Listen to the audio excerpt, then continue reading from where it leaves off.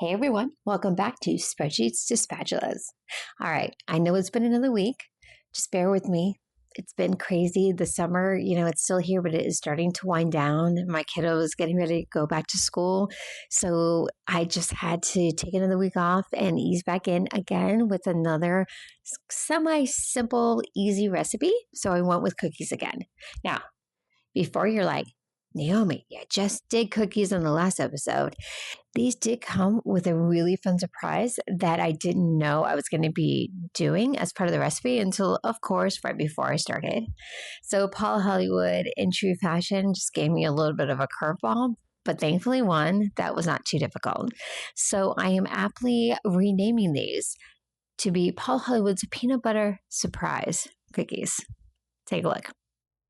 In episode 7 of Spreadsheets to Spatulas, I'm making Paul Hollywood's peanut butter surprise cookies. So when I picked these peanut butter cookies, I was expecting a really straightforward bake that wasn't going to be too complicated. And I did a good job with that. It was pretty straightforward. Of course, it would help if I read the recipe maybe more than a few minutes before I started baking. I think in the future, a few days would be better. Anyways, as I said before, I have renamed these peanut butter surprise cookies because there is a creamy peanut butter filling smack dab in the middle of each one of these cookies. I loved it. It's a surprise for me, so I'm making it a surprise for all of my taste testers. I am giving them a heads up that there is something inside waiting for them, but they're going to have to figure out what it is. Anyways, I had a really fun time making these.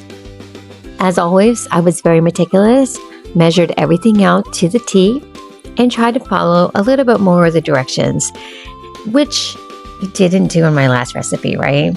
So if you followed in episode 6 with the last batch of cookies I made, the one step I left out was chilling the batter and the dough. I just thought it wasn't fully needed, and my daughter did warn me that I probably shouldn't skip it.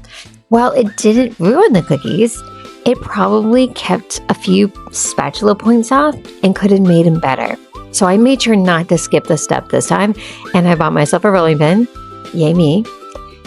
And I'm really glad, though, that I did do the chilling because I do think it helped, especially when I was forming the cookies. I can't imagine what would have happened with that dough trying to fill the cookies without having chilled my batter for a couple of hours first. Even chilling these, it was pretty warm in the house because it's Florida and I think are still in a heat wave. It feels like it. So trying to cut the batter out to the shapes that I needed and to keep it molded, it was feeling like it was trying to melt a little faster. So I was trying to be quick about it and as pretty as I could, which I could only manage so far. Watching these bake was so much less stressful than some of my other adventures. I feel like they spread just enough. They kept their shape. And when I pulled them out of the oven, I just stood there smiling because they actually look like cookies. They could have had a better coloring on them, but it's baby steps and it is peanut butter cookies. So there's not much coloring to go around, right? Anyways, I think that they tasted delicious, but you are going to have to like, subscribe, or follow for part 2 to see what my taste testers thought.